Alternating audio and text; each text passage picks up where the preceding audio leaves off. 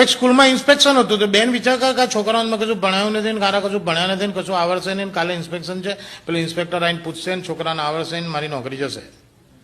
એટલે પેલા બેન છોકરાઓને કહે, જો કાલે આપણી સ્કૂલમાં ઇન્સ્પેક્શન છે ને સાહેબ ઇન્સ્પેક્ટર સાહેબ આવશે ને તમને પૂછશે ને તમને કશું આવડશે નહીં, મને ખાતરી છે કે તમે કશું ભણ્યા નથી, મેં ભણાવ્યું નથી, હવે મારી નોકરી જોખમમાં છે, એટલે તમારે કાલે તમે જવાબ સાચા આપશો તો અમારી નોકરી ટકશે. તો કે હા અમે સાચા જવાબ આપીશું. કેવી રીતે આપીશો?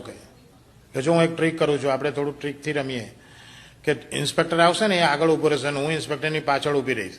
ઇન્સ્પેક્ટર કપણ પૂછશે ને તો હું તમને સાઇન કરીશ, મારી સાઇનથી તમારે સમજી જવાનું અને જવાબ આલી દેવાનો.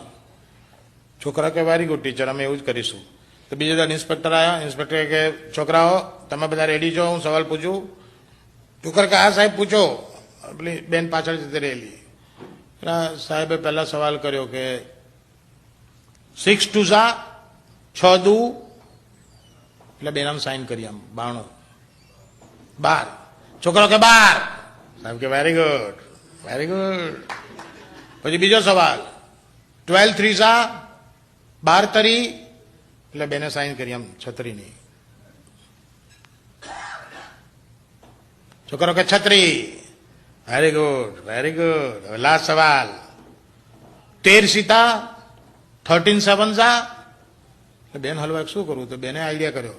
પેલા પૂછ્યું 13 તો બેને ઘાઘરો ઊંચો કર્યો અને છોકરા નામ બતાવવા.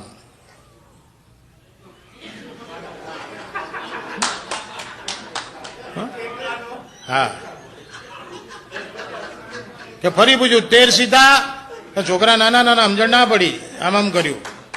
13 છેલ્લી વાર પૂછું છું તો એક નાનો છોકરો ઉભો થઈને કે અમારી બેનનો ભોસડો.